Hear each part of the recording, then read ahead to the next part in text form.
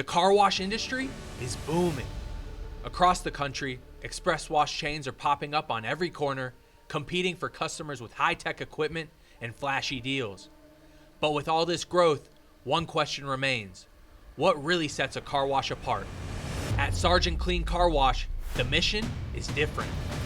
They're not just washing cars, they're building a community, delivering an unmatched customer experience, and creating a culture that makes both employees and customers proud to be a part of it. Founded on military values of service, integrity, and excellence, Sergeant Clean has carved out a reputation as a leader in the industry, proving that it takes more than just soap and water to run a successful car wash business. Because at the end of the day, it's not just about the wash. It's about the experience, the connection, and the commitment to something greater. That's what makes Sergeant Clean shine above the rest.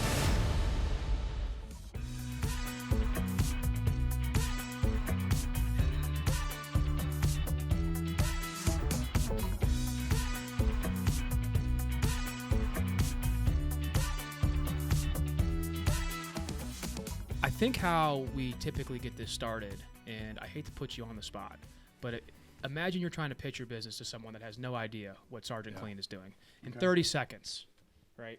How would you explain Sergeant Clean to us? Yeah, this is great. So we're an express exterior car wash chain located in Northeast Ohio. Locations west side of Cleveland, east side of Cleveland, and then the Akron-Canton area. We offer an unlimited program. So put a little sticker in your window, wash unlimited. We also offer vacuums, towels, air fresheners, air spray nozzles, matte washing, friendly faces, speed, smile, sparkle, get you in, get you out in the quickest way possible. So we're talking about impeccable customer service, unlimited car washes. Yep. Sounds like a value add to me. I mean, I remember, I know for me personally, like we've John and I have been best friends for a very long time. You know how much I hate cleaning my car. Oh, yeah. So that unlimited pass comes in handy when you're like, oh, driving home, let's stop in real quick. Yep. Once a day, every day. We'll wait till in Green, the location just right up the yeah. street there, we have an interior cleaning belt coming. Awesome, man. So it's 10 minutes to clean. You go through the car wash, you pull over to the interior cleaning belt. There's a 20-foot loading belt. Yeah. You get in, you get off, you walk down the little hallway there. Wow. And then there's a continual belt that's rolling, so you go from the loading to the washing or the cleaning belt.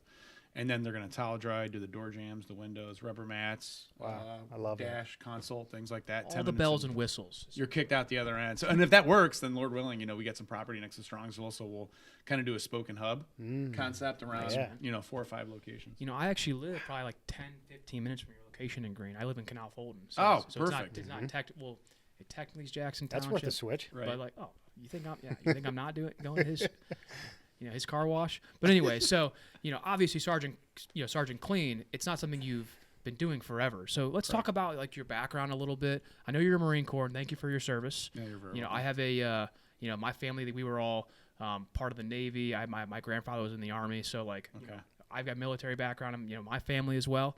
Talk about like the Marines and like, what you learned in the Corps.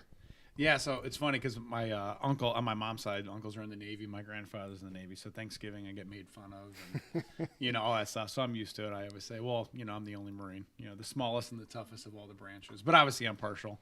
So I grew up in Elyria on the west side of Cleveland.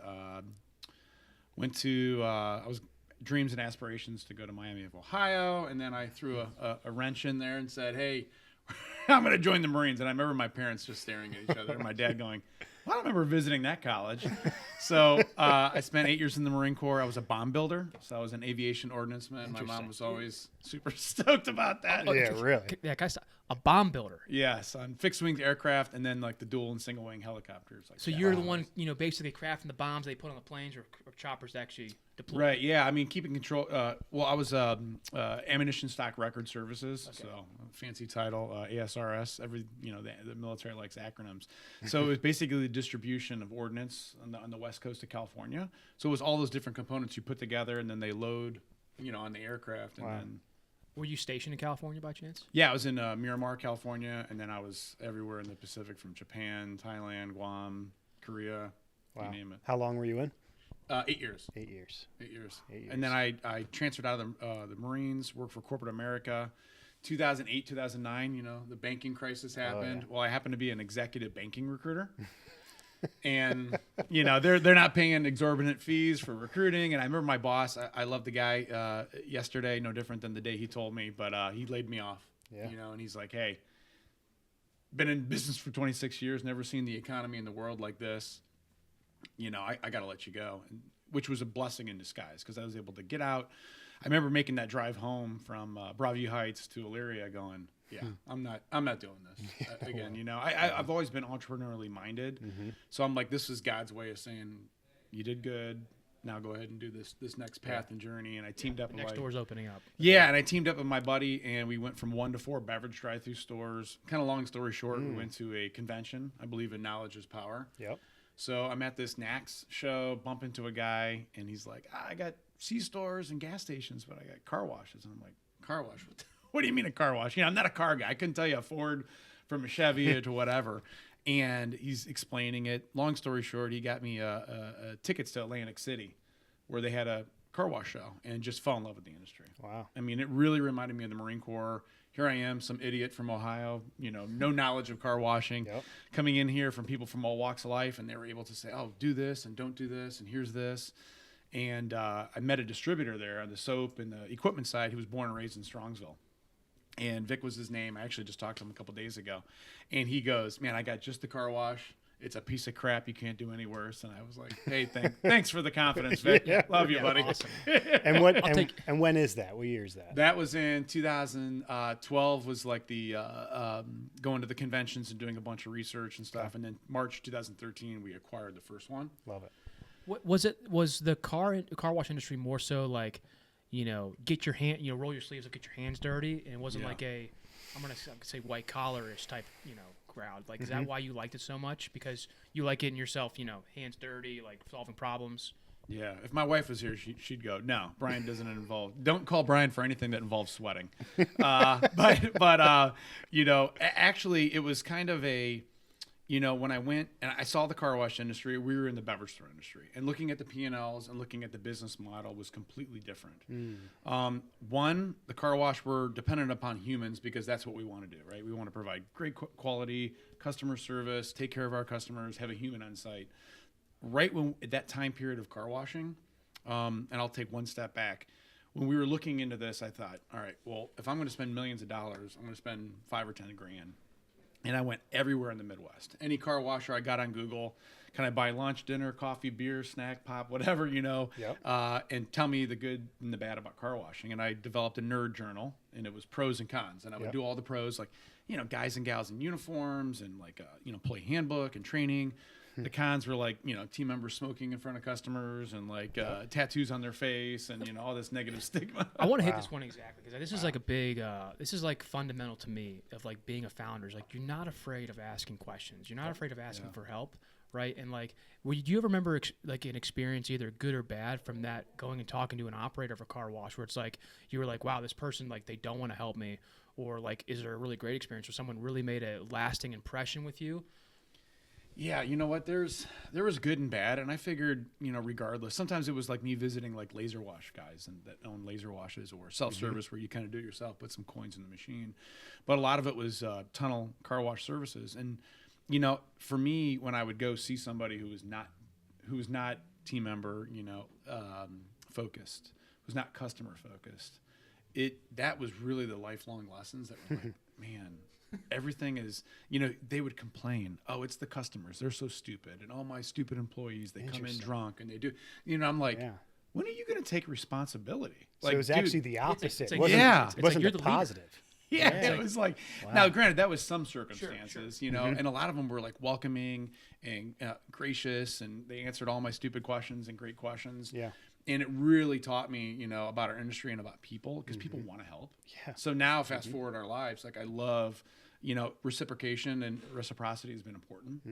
So when like I help students at Kent State or John Carroll, or just people in general about their entrepreneurial journey and all the crazy questions, I often say, to your point, there's like two types of people, right? There's the guy that I met I think it was in Michigan when I met him. He was an interesting creature who's always like excuses, and it's always not him, right? Yep. It's always everybody else. And then there's ones that are drivers. Their heads down, their butts in the air, and they're just driving no matter what, and adversity and situation and challenge, and they're just going, and they're like, yeah, I don't have time to like make an excuse or think of an excuse. No one's going to listen anyway. And those are the people that I saw, and I was attracted to the people who were like, I'm going to kick some butt and take some names. And that's what's cool about like our industry too. It's like it's very, roll up your sleeves, get your hands dirty. I mean, there obviously is this large tech component, in the food service industry, but a lot of it's a very it's a nice community of individuals that really want to help each other. Yep. But you mentioned you were in the C-store business. You get a piece of crap, unproductive, unperforming store. Or a car wash, which I've actually talked to you about this. And let's talk about that experience because I think that one right there, from like all the liens you had to deal with, from I guess catching lightning in a bottle and making the worst performing car wash into a success. Can you talk to us about like your experience with that first location? Man, it completely a team effort, But I remember, going there, looking at the car wash, and we had like a jack of all trades attorney, and it happens to be like my mom's best friend and all my uncles, like on that side of the family, right? And he was a jack of all trades. He would do a will of power of attorney, walk into the room, do an LOI, walk into the next room, and do a will, so whatever the case may be, and he was great. So the title search comes back, and he calls me and he says, "You got to come to my office. You cannot buy this car wash. You need to fly far away from Strongsville. They have 176 liens." And I'm like, well, I get it. I have a degree. I understand. He goes, no, Google what a lien is. I'm like, 176. Okay. So I humored him. Jim Taylor was his name. Great guy. I type it in there. I go, lien. Okay, yeah, I know. He goes, there's 176. It's crazy. And I go, exactly. No one is going to touch this. This is a great opportunity, right? Yep. So it took us 18 months to go through all the liens. My business partner, he was more of the behind the scenes, the finance side, putting an algorithm together and computing fees and penalties and all kinds of craziness. 18 months later, we had it and ready to rock and roll. And at the time, we ran it as a property management agreement. So that way we were able to clear the liens, kind of get our feet wet. And we grew 26% the first year, not knowing, our what's from a hole in the ground. Wow. And the liens. And then the crazy thing, as soon as the liens got done, literally like a week later, a construction guy knocks on the door at the car wash. We let him in. He goes, hey, I want to give you a heads up. We're going to start putting barriers and, taping. And I go, for what? Oh, we're going from 3 to 5 lane road expansion.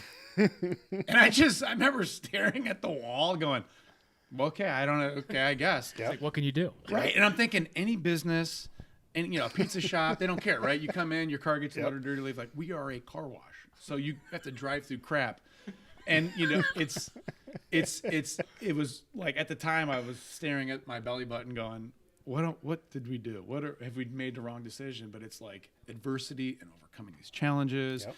And it really made us stronger. And I'm like, I'm just, how everything happened, the good Lord, works in mysterious ways. And it was like, all right, we're going to lay you off. And then you're going to find this car wash. It's going to be a hot mess. Not going to be easy. Yeah. And then after you're done with the hot mess, it's going to be a hotter mess. Yep. And here we are. Yeah. If you don't have confidence after that. Right? I'm sure we can get some comments on here about some tax people or legal people watching this about like 100. I've never heard of a property. And what kind of liens? I mean, John, you deal in commercial real estate. Yeah. So like, let me ask you, like when you hear of that many liens, like what is where do you go? I thought like 1 or 2 is a lot. Yeah. I don't even. How do you even get 176? 34 of them were cleared, but it was like payroll, BWC withholdings. She had paid property tax just because it was free and clear. Every type of lien. So yeah, every type of lien you can think of, and then it was each month would have a new fee, a new calculated penalty. Yeah, absolutely. Usually I'm thinking ever evolving lien, like HVAC, or you don't pay your contract or that type of thing. Oh yeah, there was a lot of that. But I'm not thinking of payroll and mechanical. Stuff, probably literally those. Okay, so okay, you get laid off from during the 08 the financial crisis. Mm-hmm. You're in C-stores with a buddy of yours. You find this opportunity with car washes. You find success with your first. It's not easy, your first store. Right. Okay. Fast forward a little bit. You are a very successful entrepreneur in Northeast Ohio. Oh. You're a very successful founder. I try. Yeah, and I appreciate the modesty, but like, how does it go from a 170 plus lean location in Strongsville to like what it is today. Like, talk us about like, scaling that operation. So you're going 2013 till almost 12, about to be 12 years. Yeah. Yeah, 12 years. March will be our 12-year anniversary. So it's crazy. Wow. So like our first location, and here's another thing too. We went to every bank, right? They would buy you lunch, we'd buy them lunch, coffee. Yep. Then they go back to their bosses. Every business that we were in, the banks hated. Laundromat, because it's cash business. Beverage stores, cash business. And then you're buying a car wash, which is a cash business. Wow. And they 100% would never talk to us. We got really lucky with a bank called Celtic Bank out of Salt Lake City, Utah. They were kind of entrepreneurially minded. They understood. We paid some variable rates, but that was how we acquired our first one. And then from there, for the next 5, it was literally like rob Peter, pay Paul, owner financing. We put some money down and kind of acquire a property. Celtic Bank helped on another different deal that we did. And it just really, a lot of like former owners that, had some of the facilities we've taken over that just really believed in us. Yeah. And then early on, bootstrapping the business. I mean, my wife hates when I tell the story, but we had like $500 to our name, maxed out our credit cards, and had a baby. And we were making like no money. Like I remember making like $10,000 a year just to kind of pay for gas from driving to Elyria to Strongsville. Wow. And it's like I have no choice other than to really make it work. Yep. Backs against the wall. Yeah. You either fight or flight, right? Right. As opposed to being like a millionaire, right, and having 10 million in the bank. And go car wash. You don't have like the purpose, the focus wouldn't be there, right? Yep. Right. It was you only had one option. That was it. So you're scaling this. You're obviously I'm not saying you're obviously leveraging your own personal assets. Right. With little they were, but yeah. And you start to see success, right? You start to see that there's a real market here. And for me, it's like I've seen the last 5 or 6 years, like maybe talk about like the industry as a whole, because I've seen so many new car washes pop up. You talk about like the touchless car wash, the laser car washes, the hand why is Sergeant Clean so much better than the competitor? Yeah, so I'll tell you about the industry. So when we started 12 years ago, it was in Northeast Ohio, it was pretty dismal. I mean, it was blighted, nasty, 15, 20 minutes to get your car wash. It was technology just didn't exist. You'd pull in, write something on a piece of paper, a receipt, punch it into an old computer system. You'd get out, they'd drive the car in, pressure wash the car, it'd go through. Like I remember like maybe 20, 30% of the equipment working at our first facility. Wow. And then even subsequent ones after that, some of them 60, 70% were working. So it was just, the consumer had like the worst idea, and our flagship at the time became change the face of car washing, right? Good men and women in uniform, energetic, fun-loving, great customer service, and then actually getting the customer what they want, quality car wash in the quickest time possible. So that's what it was. And then it transformed when like car washing was like cool. It was a cool thing. Yep. And that was probably about 4 or 5 years ago-ish. And private equity got involved. And what had happened was they looked at, P&L, they looked at the numbers and said, okay, minimal employees. We can build a 5,000 square foot widget, stick it on a piece of property and start, producing cash. And that happened with consolidation, and then private equity is acquiring sites, and it just it blew up and became white hot for a while. Mr. Car Wash actually went public. So they are now, on the New York Stock Exchange. So it's all those things kind of happen. And for us, it was just like, all right, let's maintain our focus. Let's focus on our core. Because at first, our first car wash, we had detailing, full service, towel dry. If you gave me $2, I'd wipe your steering wheel for you, right? And I remember some good mentors and advisors that were like, dude, you gotta stick to your core. You're not Mark Cuban. So that's when the beverage stores were, gone. The t-shirt company that I had, the laundromat, I just not liquidated, but I was like, all right, I got to start focusing on car wash. Yeah, I got to start getting this, and then focus on the car wash business model. Was like, let's be really laser focused and go, all right, free vacuums, clean the inside if you want, get in, get out, stay in your car. That's it. The quickest way possible, and everything else just left. Yeah, wow. The focus was there, the mission was there. Yep. Yeah. And you mentioned private equity. This is something that John and I have, not necessarily dabbled with. Obviously, your business is a different business type than ours. Right. Kind of the same, obviously, services company. We're more of a tech-enabled services company now. A little more capital to start to get a new location. Yeah. Right? So, I often talk to founders about, the different paths they can choose when they're going on their journey. It's like you can either self-fund it all. It's like you got to make sure you have the bankroll to do that, which is typically people don't have that. You can do friends and family route. You can go the venture route, or you can do the private equity route. Can you talk about your experience with private equity? Good, bad, ugly, great? Right. Yeah. So April, it'd be 4 years since we partnered with a private equity company called Prairie Capital of Chicago. They've been phenomenal. You hear the horror stories of the sharks, or watch the movie the show Shark Tank, or Marcus Lemonis and all those things. And sometimes they could be great and they could be ruthless at the same time. They've been a fantastic partner. Awesome. For us, we were like at our 5th or 6th location. I mean, an average car wash was like $6 million. Okay. So, if we just said, hey, if we went to a standard bank, I mean, it'd be 1.2, 1.4 million deposit and down payment, and then we didn't have that. We couldn't make money fast enough to help fund the next one and the next one and the next one. That's why we're doing like owner financing, and we would do.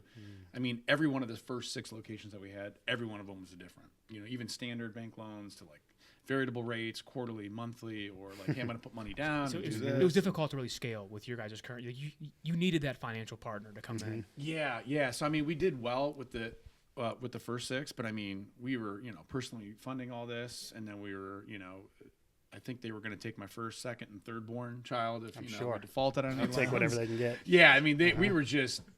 I mean, I always joked with the banks, and they would just stare at me and like laugh, and I'm like, hey, I owe you $20 million. I'm not going to write a check today, so what's 26? Yeah, like, let's get the loan. Let's figure this out. Like, I'm not going to be able to pay you tomorrow. You got to believe in us. You got to trust us. And here's all the things and the reasons why, and our scale, our path, all the percentages, all the growth, all the great things that they're looking for. The recurring revenue. It was really hard. So we were like, let's throw gasoline on the fire. And Prairie was a great partner. We had early conversations, and I was still nervous. And I'm like, man, I'm 39 years old, and I don't really know. And here it is. I don't want to, kind of like sell myself or out of a job, or like sell off something that we started. Yeah. So it ended up being great, and went from majority to minority, and they were able to help us go from 6 to 16. We're building an interior cleaning belt, and they've been great. Amazing. Now I get it, right? What do they look at? They look at a P&L, they look at the balance sheet, they look at numbers to judge and gauge how well the business is doing, and I get that, right? They can't fly from Chicago to Cleveland every day, or on a sunny day when the cars are out to the road to see what's going on, and I completely respect that. But they just give us freedom. That's awesome. Yeah, you got to let the founders do what they're good at. Push that vision. And I think it lets you focus even more on building the business, right, and scaling it, and actually, like you said, the value out of a what's the term you're coining this as? Like a self cleaning. Like what are you guys doing in green interior cleaning belt? So like ICB, you might not have been able to think about doing that without the right partner. Yeah, you're worried about money. You can't even go down the road of improving the business. Well, and Brian Daniels, the founder, just smartest dude I've ever met in my entire life. He remember looking at me early on and going, Brian, we're here to provide tools and resources. We do not know anything about the car wash industry. You do. We're not going to walk in and start telling you all of a sudden how to start washing cars and how to run employees and how to do this, how to do that. We are here to help. And the tools and resources have been phenomenal. Wow. I mean, like, we were going down the road of, like, we hired a VP of people and culture, actually promoted from within. But that whole navigating that whole how do we do that? They have this HR sourcing group. We were talking to like former HR reps at like Chick-fil-A, Trader Joe's, and they were helping us kind of navigate like job descriptions and what are we looking for and how do we do those things. So those are like the tools and resources they provide. Yeah, I mean that's we have an annual conference too that all their like Porco companies that come together and we just exchange best practices, and all the finance guys get together and probably go to sleep and do something boring, and then all the entrepreneurs and the founders, and then the HR people, and it's been great. So at what point did you go searching for private equity? Was it, I've been going to all these banks, I don't really have another option because no one's funding us? Yeah. What year is this? This is 4 years ago. This is like 2000. Okay. So it was early 2000, maybe late 2019. Right with COVID, man. Right in the middle of COVID. Yeah. So you're well into your journey. Well into the journey. And I remember they had bought and sold my business partner's software company. Okay. So we had a relation with them. There was an experience. Right. So I had a relationship with them at the time. Ken didn't know if he was like leaving and going to the pasture or he was like still going to do it. So he was introducing me to these individuals. and they wanted to get into the car wash industry. Okay. So they were calling and kind of doing some benchmarking on other car washes they were looking at. And Ken and I would always go, well, that's what they're doing, but here's what we're doing. Yep. You know, or here's what our conversion ratios are. Here's what our, you know, unlimited programs numbers are. And I remember one day, you know, they called and they were like, hey, why don't we jump on a call? And I went, okay. And he said, why don't we just buy you and partner with you? You didn't say buy, partner. And I was apprehensive, but we had a bunch of different meetings, and it worked out well, and it was aligned. And you know, we gave some team members some micro ownership, you know, in our company, and all the things that were important to me on the human side, they were like, "Yep, no problem. Yep, no problem." There was no hesitation, no pause. Whatever we got to do, pushback. we'll do that. Yeah. Yeah, and granted, like I said, it's good. They hold us accountable, which I think accountability is fantastic. They ask good questions. They hold us accountable. Hey, can we do better here? What are we doing wrong there? How can we help here? And it's just, it makes sense as opposed to, you know, we often say when we go to the site, try to find something good as opposed to going to a car wash site and finding something bad. That's easy. Oh, there's weeds. The vacuum nozzles are on. You're not in uniform. You're doing this. Like, we got to give some wins. Like the little things matter, don't they? Yep. Yeah, and that's me too much being in the Marine Corps. And Ryan, our VP of Ops, he always like he's been a good mentor of mine too, because he's been like, calm down. Like, are the weeds important? No. All right. What's really important is that we're running the cars through, making them efficient. No, I think that speaks because I'm the same way. Like the little things to me are some of the most important things. Like, believe me, I am wired the exact same. So I think a founder is wired that way, where everything, like everything's a high stake thing. But yeah, I know we're coming up on time here pretty soon, so I got a couple more questions for you. Then we're gonna get into a little fun segment we do. So two things. Number one, you've built and founded a company in Northeast Ohio. When you think of like a typical founder community, you think of Silicon Valley. I mean, even in Ohio, Columbus has a nice startup founder scene. Like, what has your experience been like founding a company in Cleveland or Northeast Ohio, I should say? Like, do you love the community? Do you feel like it's a massive opportunity for growth? Like, talk to me about the people you've met in this community. Yeah, I mean, I absolutely love Cleveland. Absolutely love it. I wouldn't know. When I was in the Marine Corps, I went all walks of life, everywhere, from all over the Pacific to living in Miramar and San Diego. And I just, no matter what, I was always coming back to Ohio. And I absolutely love Cleveland. I think Cleveland's like an underdog. And I love being an underdog, right? In car washing, I remember shaking people's hands and they'd be like, oh, you're a car washer? Like, oh, sorry. How do you? And I remember my neighbor always asked me when we moved in for like a first year, and he was a Cleveland police detective for 30 years. He would just stand and be puzzled and go, how do you support your family washing cars? And I'm like, whatever. But I love being the underdog, and I think Cleveland is the underdog, right? Yeah. Agreed. All right, 2016 NBA champions. It was awesome. It was great. But I just love being the underdog. I think we can have tech here. I think the barriers of entry to get into Cleveland are a lot better than other places. There's tools, there's resources, there's tremendous assets here, there's talent that's here. And, you're not spending like Boston dollars or like, LA and New York. Silicon Valley and New York. And you're getting the same people and the quality, but you get a Midwest value. You get the Ohio values and principles and beliefs. Yep. And they're just hardworking. And even too, like I've been through the Goldman Sachs 10,000 Small Business Program, Jumpstart, Magnet. I've not been, that's more on the, industrial side of things. Scalerator, Northeast Ohio. I mean, there's so many programs that they offer. SBA is a great office downtown Cleveland. Like, there's so many resources and tools to help entrepreneurs that are starting out. And even like Kent State University, they have an awesome, I think they're one of the few, maybe 2 or 3 in the entire United States that offers entrepreneurship as a major. And that's here in Ohio. I love that. Yep. It's awesome. So yeah, I mean, come to Cleveland. It's great. We're in. Amen to that, man. So I didn't realize Cleveland had this founder or entrepreneur scene like it does. I had no clue. And it's been very impressive, the people I have met over the last couple of years. It's like, it's crazy, some of the stuff coming out of here. Crazy. I think when we were younger, we were so focused on building the business, we weren't looking to, we felt like I felt like I didn't have much value to bring to, when you're networking. So I wasn't looking like I am now. And you and I obviously have talked. It was nice having, him and I were best friends growing up. Well, I'm not growing up, but like in high, basically after high school, we have known each other since 3rd grade. Like we go way back, and like we always had each other to talk to and lean on. When it's like being a founder is it's lonely at times. Oh yeah. And it's like you don't really have many people that can relate to you, or like when our friends out of college were all working big wig jobs in Chicago, making maybe 80, 90 grand. I'm living in my dad's basement making $100 a week. Right. And there's no one to talk to. No. Like I can't. Yeah, it's like, and I'm Can't relate. Social media nowadays. It's like you see all the stuff online. It's like it can distract you.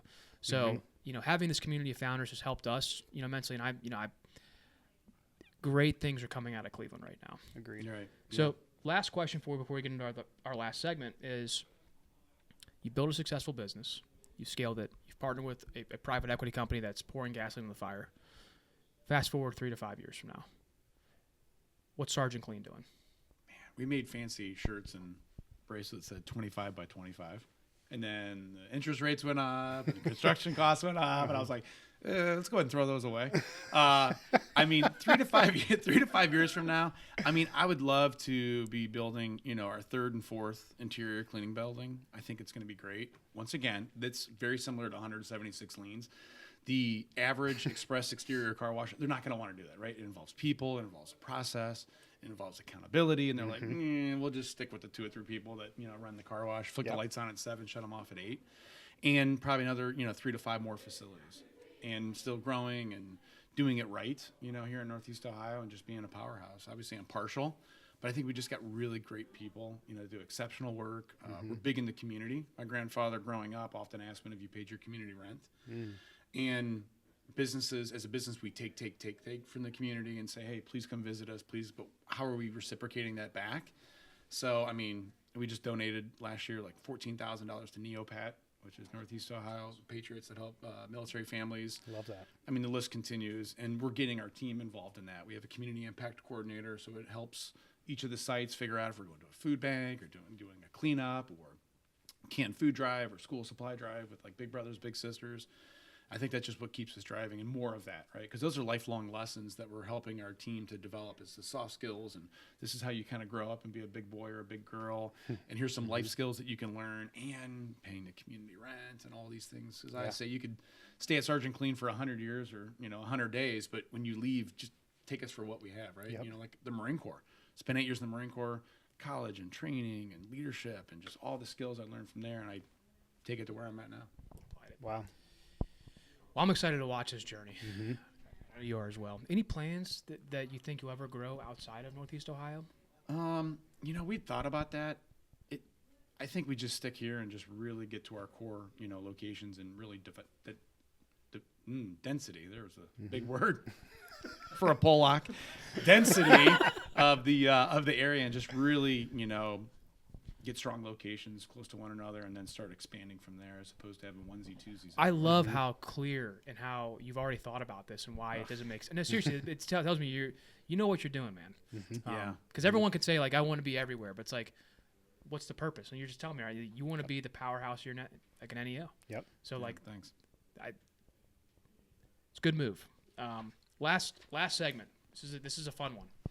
All right. We go through this thing called this or that, even though this or that typically should be a two question or 2 option question. Some of these have 3 options, it looks like.